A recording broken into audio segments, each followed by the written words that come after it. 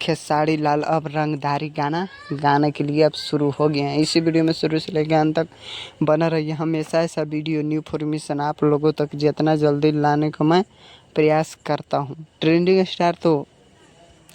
Trending star जब भी कोई गाना लेके आते हैं तो भोजपुरी इंडस्ट्री में तो तबाही मचा के रख देते हैं। तो ट्रेंडिंग स्टार फिर एक रंगदारी गाना लेके आ रहे हैं। 10 तारीख के पोस्टर आ जाएगा। बवाल और धमाल।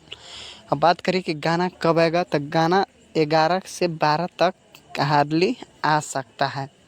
और गाना तो तबाही मचाने वाला है। एक रंगदारी गाना, आज के डेट में रंगदारी गाना हर कोई गा रहा है। तो खेसारी लाल कहाँ से पीछे हटने वाला है। खेसारी लाल के भी अब रंगदारी गाना भोजपुरी इंडस्ट्री में आई और धमाल और बवाल मचाते रही। वीडियो में शुरू से लेकर अंत तक बना रहिए। हमेशा ऐसा वीडियो न्यू इन्फॉर्मेशन जितना जल्दी लाने का मैं प्रयास करता हूं आप लोगों तक। खेसारी लाल के तो रंगदारी गाना